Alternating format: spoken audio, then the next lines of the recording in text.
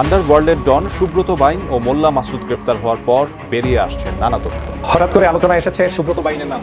এই সুব্রত বাইনকে দিয়ে বাংলাদেশের সর্ববৃহৎ দল বাংলাদেশ জাতীয়তাবাদী দল বিএনপির ভারপ্রাপ্ত চেয়ারম্যান জনাব তারেক রহমান সাহেব সহ বিভিন্ন রাজনৈতিক দলগুলোর মধ্যে থাকা যারা বর্তমান সময়ে আলোচিত ব্যক্তিত্ব দেশপ্রেমিক তাদেরকে একটি মহাপরিকল্পনা নিয়ে হত্যার মিশনে নেমেছে শেখ হাসিনা এবং ভারতের একটি গোয়েন্দা সংস্থা। তার স্বীকার করে ১৬৪ ধারায় আদালতে জবানবন্দি দিয়েছেন শীর্ষ সন্ত্রাসী সুব্রত বাইন। মেট্রোপলিটন ম্যাজিস্ট্রেট মোহাম্মদ মিনহাজুর রহমানের আদালতে এই জবানবন্দি দেন। ঢাকার অপরাধ জগতের ত্রাস শীর্ষ সন্ত্রাসী সুব্রত বাইনকে ফাঁসির আদেশ দিয়েছেন আদালত। এই মুহূর্তে সেখানে ব্রিফিং চলছে, আমরা সরাসরি চলে যাচ্ছি সেখানে। বৃষ্টি, আপনি জানেন যে এই শীর্ষ সন্ত্রাসী সুব্রত বাইন সে মূলত আওয়ামী লীগ ও শেখ হাসিনার আদেশেই ডক্টর ইউনূস সহ অনেককেই হত্যা করার মিশনে নেমেছিল, কিন্তু ইতিমধ্যেই তাকে গ্রেফতার করা হয়েছে এবং যেই কারণে মূলত তাকে কিন্তু ফাঁসি দিয়ে দেওয়া হচ্ছে। ঢাকার অপরাধ জগতের ত্রাস শীর্ষ সন্ত্রাসী সুব্রত বাইনকে গ্রেফতার করেছে সেনাবাহিনী। এ সময় তার সঙ্গে থাকা সহযোগী মোল্লা মাসুদকেও গ্রেফতার করা হয়। হাসিনার নির্দেশে বিএনপি, জামায়াত ও এনসিপির শীর্ষ পর্যায়ের নেতাদের শেষ করার মিশনেই সাঙ্গপাঙ্গ নিয়ে দেশে ফিরেছিলেন সুব্রত বাইন। এমনকি সুযোগ পেলে ছেড়ে দিত না ডক্টর ইউনূসকেও।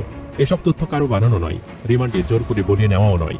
আদালতে বিচারককে জানিয়েছে স্বয়ং সুব্রত বাইন নিজেই। রাজধানী সহ সারা দেশে ভয়ঙ্কর এক রাজনৈতিক অস্থিরতা তৈরির পরিকল্পনা ছিল সুব্রত বাইন ও তার বাহিনীর। টার্গেট ছিল বিএনপি, জামায়াত ও এনসিপির শীর্ষ পর্যায়ের নেতারা। উদ্দেশ্য ছিল একাধিক টার্গেট কিলিং এর মাধ্যমে দেশে এমন এক সংকট তৈরি করা যার সুযোগে রাজনীতি নিয়ন্ত্রণে নেওয়া যাবে সহজেই। এই পরিকল্পনার নেপথ্যে ছিলেন নিষিদ্ধ আওয়ামী লীগের শীর্ষ পর্যায়ের কয়েকজন নেতা, যারা বাহিরে বসে পুরো মিশন পরিচালনা করছিলেন। সম্মানিত দর্শক, আসসালামু আলাইকুম। নতুন একটি ভিডিওতে আপনাকে স্বাগতম। বাংলাদেশের চলমান রাজনৈতিক অবস্থা, শীর্ষ সন্ত্রাসী সুব্রত বাইন এবং মাসুদকে নিয়ে জুলকারনাইনের চাঞ্চল্যকর তথ্য, দেশে ভারতীয় র এর কিলিং মিশনের চাঞ্চল্যকর তথ্য, ফাঁসির ঘটনা ও প্রেক্ষাপট নিয়ে করা আমাদের আজকের ভিডিওতে অত্যন্ত গুরুত্বপূর্ণ তথ্য শেয়ার করা হয়েছে। দয়া করে ভিডিওটি শুরু থেকে শেষ পর্যন্ত ধৈর্য সহকারে দেখে একটি লাইক দিয়ে সবাইকে বেশি বেশি করে শেয়ার করে দিবেন। সেই সাথে আমাদের ভিডিওটি আপনি বাংলাদেশের কোন জেলায় বসে দেখছেন বা শুনছেন সেটি অবশ্যই কমেন্ট বক্সে কমেন্ট করে জানিয়ে দিতে ভুলবেন না। আন্ডারওয়ার্ল্ডের ডন সুব্রত বাইন ও মোল্লা মাসুদ গ্রেফতার হওয়ার পর বেরিয়ে আসছে নানা তথ্য। দেশের মধ্যে অস্থিরতা সৃষ্টি ও র এর এজেন্ট হয়ে কাজ করার অভিযোগও আছে তাদের বিরুদ্ধে। এইবার এই শীর্ষ সন্ত্রাসীকে নিয়ে ভয়ঙ্কর তথ্য দিলেন আল জাজিরার অনুসন্ধানী সাংবাদিক জুলকারনাইন সায়ের। বিস্তারিত মোহাম্মদ সোহাগ বিশ্বাসের রিপোর্টে। কুষ্টিয়ায় অভিযান পরিচালনা করে সম্প্রতি ইন্টারপোলের রেড অ্যালার্ট জারি করা শীর্ষ সন্ত্রাসী সুব্রত বাইন ও মোল্লা মাসুদকে গ্রেফতার করেছে সেনাবাহিনী। কুষ্টিয়া জেলা শহরের কালীশঙ্করপুর এলাকার সোনার বাংলা রোডের বাংলা মসজিদের পাশের একটি বাড়ি থেকে তাদের গ্রেফতার করা হয়। গ্রেপ্তারি দেওয়া তথ্যের ভিত্তিতে রাজধানীর হাতির জেল থেকে সুব্রত বাইনের অপর দুই সহযোগী শুটার আরাফাত ও শরীফকেও গ্রেপ্তার করা হয়েছিল। এই অভিযানে 5টি বিদেশি পিস্তল, 10টি ম্যাগাজিন, 53 রাউন্ড অ্যামুনিশন এবং একটি স্যাটেলাইট ফোন উদ্ধার করা হয়। এদিকে গ্রেপ্তারের পর থেকে তাদের নিয়ে একের পর এক চাঞ্চল্যকর তথ্য প্রকাশ পেতে শুরু করেছে। তাদের নিয়ে বৃহস্পতিবার লন্ডনে অবস্থানরত আল জাজিরার অনুসন্ধানী সাংবাদিক জুলকারনাইন সায়ের সামাজিক যোগাযোগ মাধ্যমে তার নিজের ভেরিফাইড প্রোফাইলে একটি স্ট্যাটাস দিয়েছেন, যেখানে তিনি উল্লেখ করেছেন 2001 সালে বিএনপি সরকার ক্ষমতা গ্রহণের পর আইনশৃঙ্খলা পরিস্থিতি নিয়ন্ত্রণের জন্য বাংলাদেশের 23 জন কুখ্যাত শীর্ষ সন্ত্রাসীদের তালিকা প্রকাশ করা হয়। তৎকালীন প্রধানমন্ত্রী বেগম খালেদা জিয়ার নির্দেশে স্বরাষ্ট্র মন্ত্রণালয় শীর্ষ 23 জন অপরাধীদের ধরিয়ে দেওয়ার জন্য পুরস্কারও ঘোষণা করেছিল। ওই তালিকার প্রথমেই ছিল ত্রিমথী সুব্রত বাইন। তার নামে তখন 1 লক্ষ টাকার পুরস্কার ঘোষণাও করা হয়েছিল। পরবর্তীতে সুব্রত বাইন উপায়ন্ত না দেখে তার সবচেয়ে আস্থাভাজন ও বিশ্বস্ত আরেক পুরস্কার ঘোষিত সন্ত্রাসী মোল্লা মাসুদকে নিয়ে যশোরের পটখালী সীমান্ত দিয়ে ভারতে চলে যায়। কিন্তু সুব্রত বাইন অবৈধভাবে প্রায় বেনাপোলের সীমান্ত দিয়ে যশোরে আসত চাঁদার টাকা সংগ্রহ করতে এবং বসবাসের জন্য যশোর শহরের বেজপাড়া এলাকায় স্থানীয় লালটুর মাধ্যমে একটি বাসাও ভাড়া নিয়েছিলেন। সুব্রতর দ্বিতীয় স্ত্রী বিউটি, সন্তান নূর, বিথি ও রিপন এখানেই অবস্থান করত এবং দেশের বিভিন্ন এলাকা থেকে মাসিক চাঁদার টাকা আদায়ের পর আবার সীমান্ত পার হয়ে কলকাতায় ফিরে যেতেন। এরই মাঝে কলকাতার পুলিশ সুব্রতকে কালীঘাট এলাকা থেকে গ্রেফতার করেছে। আটক সুব্রতকে ছাড়াতে নানামুখী তৎপরতা শুরু করে আরেক শীর্ষ সন্ত্রাসী তানভীরুল ইসলাম জয় এবং তার যোগাযোগ ব্যবহার করে সুব্রতকে জেল থেকে মুক্ত করা হয়। তানভীর জয় ছোটবেলায় দার্জিলিং এ পড়াশোনার সুবাদে ভারতীয় এস্টাবলিশমেন্টের তার কিছু বন্ধু ছিল, যারা দেশের সামরিক বাহিনী, পুলিশ প্রশাসন এবং সরকারের বিভিন্ন কার্যালয়ে কর্মরত ছিল। তিনি আরো উল্লেখ করেন, এই ঘটনার পর জয়, সুব্রত বাইন ও মোল্লা মাসুদকে ডেকে পাঠান তৎকালীন কলকাতার পুলিশ কমিশনার SK চক্রবর্তী। তখন থেকে মূলত এই তিনজনের ভারতীয় গোয়েন্দা সংস্থা র এবং সেনা গোয়েন্দা MI বা মিলিটারি ইন্টেলিজেন্সের সঙ্গে সম্পর্ক তৈরি হয়। বেরিয়ে এলো এবার আদালতের ভেতরের দৃশ্য। রিমান্ডের ভয়ে এজলাসে ফাঁস করে দিল সকল গোপন তথ্য। হাসিনার নির্দেশে বিএনপি, জামায়াত ও এনসিপি এর শীর্ষ পর্যায়ের নেতাদের শেষ করার মিশনেই সাঙ্গপাঙ্গ নিয়ে দেশে ফিরেছিলেন সুব্রত বাইন। এমনকি সুযোগ পেলে ছেড়ে দিত না ডক্টর ইউনুসকেও। এসব তথ্য কারো বানানো নয়, রিমান্ডে জোর করে বলিয়ে নেওয়াও নয়। আদালতে বিচারককে জানিয়েছে স্বয়ং সুব্রত বাইন নিজেই। কি জানালো সে? আরো বিস্তারিত জানতে ভিডিওটি দেখতে থাকুন শেষ পর্যন্ত। প্রায় 1.5 বছর আগে শীর্ষ সন্ত্রাসী সুব্রত বাইনকে বাংলাদেশে পাঠানো হয়। রাজনৈতিক গুপ্ত হত্যার উদ্দেশ্যে তাকে তৈরি করা হচ্ছিল। গ্রেপ্তার সুব্রত বাইন সম্পর্কে এমন তথ্য দিয়েছেন অনুসন্ধান সাংবাদিক জুলকারনাইন শায়ের। নিজের ভেরিফাইড ফেসবুক পেজে এক পোস্টে এসব তথ্য জানান তিনি। ওই পোস্টের সঙ্গে একটি ভিডিও দিয়েছেন তিনি, যাতে দেখা যায় গ্রেপ্তারের পর সুব্রত বাইন নিজে বাংলাদেশে আসার কারণ জানাচ্ছেন। সুব্রত সাংবাদিকদের বলেন, সত্য কথা লিখবেন, যা তাই লিখবেন না। আমারও তো পরিবার আছে, কিন্তু আমি 1987 সাল থেকে কোনো প্রতিবাদ করিনি। সাংবাদিকরা এত খবর রাখেন, 2.5 বছর আগে আমায় আয়না ঘরে রাখে সেই খবর নাই। 2022 সালে হ্যান্ডকাপ পরিয়ে তাকে দেশে ফিরে এসে আয়নাঘরে রাখা হয় জানিয়ে বলেন, সেখানে রড দিয়ে পিটিয়েছে। 5 আগস্ট রাত 3টার দিকে তাকে রাস্তায় ছেড়ে দেওয়া হয়। নিজে বাঁচার জন্য সঙ্গে অস্ত্র রাখেন বলে জানিয়েছেন তিনি। আর জুলকারনাইন ওই পোস্টে বলেন, প্রায় 1.5 বছর আগে বিশেষ ব্যবস্থায় ভারত থেকে সুব্রত বাইনকে বাংলাদেশে পাঠানো হয়। উদ্দেশ্য ছিল টার্গেটেড রাজনৈতিক গুপ্ত হত্যার উদ্দেশ্যে ভিন্ন পরিচয়ে যুক্তরাজ্যে পাঠানোর। তৈরিও করা হচ্ছিল সেভাবে। তিনি আরো বলেন, কিন্তু 5 আগস্ট 2024 পরবর্তী সময়ে তার আশ্রয়দাতারা ক্ষমতাচ্যুত হয়ে যাওয়ার কারণে পেশাদার এই অপরাধী সাধারণ জনগণের সাথে মিশে যায়। পরিবর্তিত রাজনৈতিক প্রেক্ষাপটে কোনো ব্যক্তিকে গুপ্ত হত্যার পরিকল্পনা করছিল সুব্রত বাইন ও মোল্লা মাসুদ, এবং তারা তাদের সহায়তা করছিলেন। এ বিষয়ে শিগগিরই প্রকাশ করবেন বলে জানিয়েছেন জুলকারনাইন। অন্য একটি সূত্র প্রায় একই তথ্য দিয়েছে। সূত্রটি বলছে, রাজধানী সহ সারা দেশের রাজনৈতিক নেতাদের হত্যার মাধ্যমে পরিস্থিতি অস্থিতিশীল করার পরিকল্পনা ছিল সুব্রত বাইন ও তার বাহিনী। তাদের টার্গেটে ছিল বিএনপি, জামায়াত ও এনসিপির শীর্ষ পর্যায়ের নেতারা। উদ্দেশ্য ছিল অস্থিতিশীলতার মাধ্যমে দেশে রাজনৈতিক সংকট সৃষ্টি করা। এই ষড়যন্ত্রের পেছনে রয়েছেন নিষিদ্ধ আওয়ামী লীগের শীর্ষ পর্যায়ের কয়েকজন নেতা। এই পরিকল্পনার প্রধান সহযোগী ছিলেন তার শিষ্য আবু রাসেল মাসুদ ওরফে মোল্লা মাসুদ। পরিকল্পনা বাস্তবায়ন করতে এরই মধ্যে হুন্ডির মাধ্যমে প্রতিবেশী একটি দেশ থেকে মোটা অঙ্কের অর্থ পাঠানো হয় তাদের বাহিনীর কাছে। ওই অর্থ দিয়ে বিভিন্ন এলাকায় শুটার ও কিলারদের সংঘটিত করছিল সুব্রত বাইন বাহিনী। হাতিরঝিল থানায় হস্তান্তরের পর গোয়েন্দা হেফাজতে তাদের জিজ্ঞাসাবাদে বেরিয়ে আসে এমন চাঞ্চল্যকর তথ্য। তদন্ত সংশ্লিষ্ট সূত্রে এসব তথ্য জানা গেছে। এদিকে রাজধানীর হাতিরঝিল থানার অস্ত্র মামলায় সুব্রত বাইনকে 8 দিন ও অপর 3 জনকে 6 দিনের রিমান্ড মঞ্জুর করেছেন আদালত। পুলিশের আবেদনে এ অনুমতি দেন ঢাকার অতিরিক্ত চিফ মেট্রোপলিটন ম্যাজিস্ট্রেট জাকির হোসাইনের আদালত। সুব্রত বাইন ছাড়া অপর আসামিরা হলেন আবু রাসেল মাসুদ ওরফে মোল্লা মাসুদ, আরাফাত ইবনে নাসির ওরফে শুটার আরাফাত ও MAS শরীফ।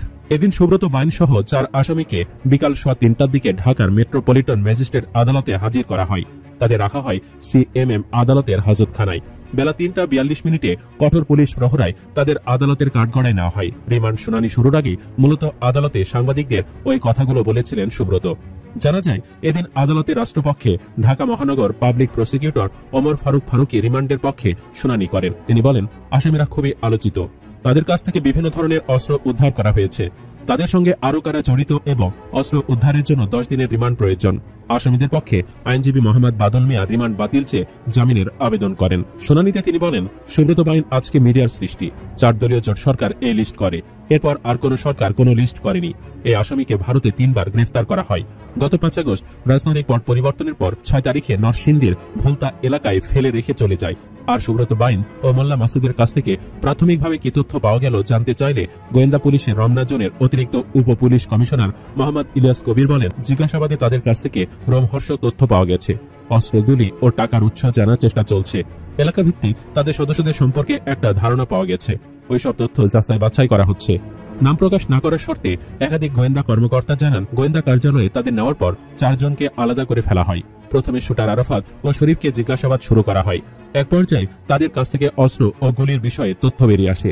অস্ত্র ও গুলি সীমান্ত থেকে সংগ্রহের পর তারা আরাফাত ও শরীফের কাছে পাঠিয়ে দেয়। ওই অস্ত্রগুলো মগবাজার, শাহবাগ, গুলশান ও বাড্ডা এলাকার সন্ত্রাসীদের হাতে পৌঁছে দেওয়ার পরিকল্পনা ছিল।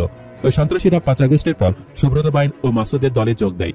এলাকাভিত্তিক ওইসব সন্ত্রাসীর তালিকা অনেক বড়, তবে তাদের নাম পুলিশের খাতায় নেই। তারা সবাই উঠতি বয়সী এবং এলিট শ্রেণী বলে গোয়েন্দা কর্মকর্তারা জানান। অপরদিকে শুটার আরাফাত ও শরীফের কাছ থেকে তথ্য পাওয়ার পর গোয়েন্দারা বাইন ও মাসুদের মুখোমুখি হন। গোয়েন্দার জিজ্ঞাসাবাদে দেশকে অস্থিতিশীল করার মিশনে নেমেছিল বলে জানান তারা।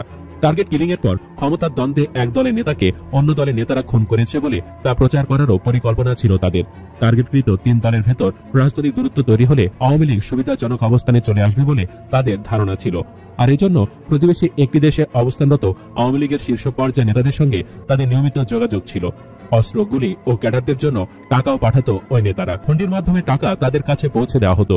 হুন্ডির টাকা বেশিরভাগই লেনদেন হয় যশোর, কুষ্টিয়া ও ঝিনাইদহ সীমান্তে। এর জন্য তারা কুষ্টিয়ায় আস্তানা গেড়েছিল বলেও গোয়েন্দারা জানান। কুষ্টিয়া থেকে তারা ঢাকায় বেশ কিছু অস্ত্র তাদের ক্যাডারদের কাছে পাঠিয়েছেন বলেও স্বীকার করেন। ওইসব ক্যাডারদের তালিকা ধরে অস্ত্র উদ্ধার ও গ্রেফতারে ডিবির একাধিক টিম কাজ করছে। বিএনপির সমর্থক হয়েও কেন আওয়ামী লীগের মিশনে নেমেছিলেন গোয়েন্দাদের এমন প্রশ্নে সুব্রত বাইন জানান, 2001 সালে বিএনপি ক্ষমতায় আসার পর 23 শীর্ষ সন্ত্রাসী তালিকায় তার নাম প্রথম দিকে রাখা হয়। এ কারণে তিনি দেশ ছাড়তে বাধ্য হন। পরে বিএনপির সঙ্গে দফায় দফায় যোগাযোগ করেও তিনি দেশে ফিরতে পারেননি। তার ঘনিষ্ঠজনরাও ছিল বিপদে। 5 আগস্টের পর বিএনপি নেতাদের সঙ্গে যোগাযোগ করলেও তারা তাকে এড়িয়ে যান। এ কারণে তিনি আওয়ামী লীগের পক্ষ নেন এবং বিএনপি সহ সমমানাদের টার্গেট করেন। তবে তার টার্গেট মিস হয়ে গেল। 27 মে সেনাবাহিনীর বিশেষ অভিযানে কুষ্টিয়া শহরের একটি ছাত্রাবাস থেকে অস্ত্রসহ তাকে আটক করা হয়। 90 দশকে ঢাকার 7 স্টার বাহিনীর প্রধান হিসেবে সুব্রত অপরাধ জগতে পরিচিত হন। দরপত্র নিয়ন্ত্রণ, চাঁদাবাজি ও একাধিক খুনের মামলায় তার নাম উঠে আসে। 1991 সালে ছাত্রলীগ নেতা মুরাদ হত্যায় যাবজ্জীবন সাজা পেলেও তিনি বারবার জামিনে বেরিয়ে অপরাধে জড়ান। জেল জীবন, প্রেম, বিয়ের নাটকীয়তা এবং কলকাতায় পালিয়ে যাওয়া সব মিলিয়ে সুব্রতের জীবন সিনেমাকেও হার মানায়। ভারতে একাধিকবার গ্রেফতার হয়ে পালিয়ে যান, পরে আবার আটক হন। কলকাতা থেকে ঢাকার অপরাধ জগৎ নিয়ন্ত্রণ করতেন বলে অভিযোগ রয়েছে। সুব্রত বাইনকে দিয়ে মারাত্মক পরিকল্পনার কথা আগেও শুনেছিলাম। কি ভয়ঙ্কর কথা! এত বড় একটা সন্ত্রাসীকে দেশে নিয়ে এসে ভিন্ন পরিচয় তাকে দিয়ে গুপ্ত হত্যা করানোর জন্য প্রস্তুত করা হচ্ছিল। রাজধানী সহ সারা দেশে ভয়ঙ্কর এক রাজনৈতিক অস্থিরতা তৈরির পরিকল্পনা ছিল সুব্রত বাইন ও তার বাহিনীর। টার্গেট ছিল বিএনপি, জামায়াত ও এনসিপির শীর্ষ পর্যায়ের নেতারা। উদ্দেশ্য ছিল একাধিক টার্গেট কিলিং এর মাধ্যমে দেশে এমন এক সংকট তৈরি করা যার সুযোগে রাজনীতি নিয়ন্ত্রণে নেওয়া যাবে সহজেই। এই পরিকল্পনার নেপথ্যে ছিলেন নিষিদ্ধ আওয়ামী লীগের শীর্ষ পর্যায়ের কয়েকজন নেতা, যারা বাহিরে বসে পুরো মিশন পরিচালনা করছিলেন। এই মিশনের অন্যতম প্রধান সহযোগী ছিলেন সুব্রতের শিষ্য আবু রাসেল মাসুদ ওরফে মোল্লা মাসুদ। গোয়েন্দা হেফাজতে নেওয়ার পর জিজ্ঞাসাবাদে উঠে এসেছে চাঞ্চল্যকর সব তথ্য। জানা গেছে হুন্ডির মাধ্যমে প্রতিবেশী একটি দেশ থেকে মোটা অঙ্কের অর্থ পাঠানো হয়েছিল তাদের কাছে। সেই অর্থেই সংগঠিত করা হয় শুটার ও কিলারদের একটি ভয়ঙ্কর বাহিনী। গোপন আস্তানা করা হয় কুষ্টিয়ায়। সেখান থেকেই ঢাকায় পাঠানো হয় শত শত অস্ত্র ও ক্যাডার। গোয়েন্দা পুলিশ জানায়, মগবাজার, শাহবাগ, গুলশান ও বাড্ডার মতো এলাকাগুলোকে টার্গেট করে এই অস্ত্র সরবরাহের পরিকল্পনা ছিল। উদ্দেশ্য ছিল রাজনৈতিক হত্যাকাণ্ড ঘটিয়ে পরিস্থিতিকে এমনভাবে উপস্থাপন করা যেন মনে হয় এক দলের নেতারা আরেক দলের নেতাকে খুন করছে। তাতে রাজনৈতিক বিভ্রান্তি তৈরি হবে এবং আওয়ামী লীগ সুবিধাজনক অবস্থানে যাবে। এটাই ছিল চূড়ান্ত কৌশল। এই চক্রান্তে যুক্ত 4 জনকে গ্রেফতার করা হয় এবং বুধবার ঢাকার আদালতে হাজির করা হয় তাদের। আদালত সুব্রত বাইনকে 8 দিনের ও বাকি 3 জনকে 6 দিনের রিমান্ডে পাঠান। তাদের নাম সুব্রত বাইন, মোল্লা মাসুদ, শুটার আরাফাত ও MAS শরীফ। আদালতে হাজিরের সময় কঠোর নিরাপত্তায় হেলমেট, বুলেট প্রুফ জ্যাকেট ও হাতকড়া পরিয়ে আনা হয় তাদের। রিমান্ড শুনানির আগে কাঠগড়ায় দাঁড়িয়ে সাংবাদিকদের উদ্দেশ্যে সুব্রত বলেন, সত্য কথা লিখবেন, আমি যা তাই লিখবেন। আমারও তো পরিবার আছে। 1987 সাল থেকে কোনো প্রতিবাদ করিনি। সাংবাদিকরা এত কিছু জানেন। 2.5 বছর আগে আমায় আয়না ঘরে রাখে, সেটা জানেন না। তিনি জানান 2022 সালে তাকে দেশে ফিরিয়ে আনা হলে আয়না ঘরে নিয়ে রড দিয়ে পেটানো হয়। পরে 5 আগস্ট গভীর রাতে রাস্তায় ফেলে দেওয়া হয়। তিনি বলেন, নিজেকে বাঁচাতে সঙ্গে অস্ত্র রাখি। কে মোচায়? রাষ্ট্রপক্ষে রিমান্ডের পক্ষে শুনানি করেন ঢাকার মহানগর পাবলিক প্রসিকিউটর ওমর ফারুকী। তিনি বলেন, তাদের কাছ থেকে বিভিন্ন ধরনের অস্ত্র উদ্ধার করা হয়েছে। এদিকে শিলিগুড়ি করিডোর নিয়ে ঘুম হারাম ভারতের। ফের রাফাল মোতায়েন। 87 ঘন্টার যুদ্ধে পাকিস্তানের কাছে বড় ব্যবধানে পরাজয়ের পর এবার নতুন চিন্তা শুরু হয়েছে ভারতের। কাশ্মীর ইস্যুর উত্তেজনা এখনো থামেনি, আর সেই সঙ্গে শিলিগুড়ি করিডোর নিয়ে উদ্বেগ বেড়েছে নয়াদিল্লির। মুরগির গলার মতো দেখতে এই করিডোরটি ঘিরে নজিরবিহীন সামরিক প্রস্তুতি নিচ্ছে ভারত। ভারতীয় সংবাদ মাধ্যম জিও নিউজ জানিয়েছে, শিলিগুড়িতে রাফাল যুদ্ধবিমান ও রাশিয়ার নির্মিত S-400 বিমান প্রতিরক্ষা ব্যবস্থা মোতায়েন করা হয়েছে। এই করিডোরটি 20 থেকে 22 কিলোমিটার প্রশস্ত এবং এর মাধ্যমে মাধ্যমে বাংলাদেশ, নেপাল, ভুটান ও চীনের সংযোগ স্থাপন হয়। পাকিস্তানের সঙ্গে উত্তেজনা কিছুটা কমলেও ভারতের দৃষ্টি এখন বেইজিং ও ঢাকা দিকে। দাবি করা হচ্ছে অন্তর্বর্তীকালীন সরকারের নেতৃত্বে থাকা ডক্টর মোহাম্মদ ইউনূস চীন ও পাকিস্তানের প্রতি ঝুঁকছেন না, যা নয়াদিল্লির জন্য উদ্বেগের বিষয়। এর প্রেক্ষিতে বাংলাদেশ সীমান্তে ভারতের ড্রোন মোতায়েন ও পুশিন কার্যক্রম জোরদার হয়েছে। ভারতীয় সূত্রের খবর, বাংলাদেশে চীন ও পাকিস্তান থেকে অন্তত 32টি আধুনিক JF-7 থান্ডার যুদ্ধবিমান কেনার সম্ভাবনা রয়েছে, যা মোদী সরকারের উদ্বেগ বাড়িয়েছে। এই কারণে হাসিমারা বিমান ঘাঁটিতে রাফায়েল যুদ্ধবিমান ও S-400 প্রতিরক্ষা ব্যবস্থা মোতায়েন করা হয়েছে, যা 400 কিলোমিটার পর্যন্ত হুমকি মোকাবেলা করতে সক্ষম। শুধুমাত্র কৌশলগত অবস্থান নয়, এটি একটি সতর্কীকরণ হিসেবে দেখা হচ্ছে। ভারত বরাবরই তাদের চিকেন স্নেক করিডোর নিরাপত্তা নিয়ে চিন্তিত, কারণ এই অঞ্চলে কোনো অনাকাঙ্ক্ষিত আক্রমণ হলে সেভেন সিস্টার্স অঞ্চল বিচ্ছিন্ন হয়ে যেতে পারে।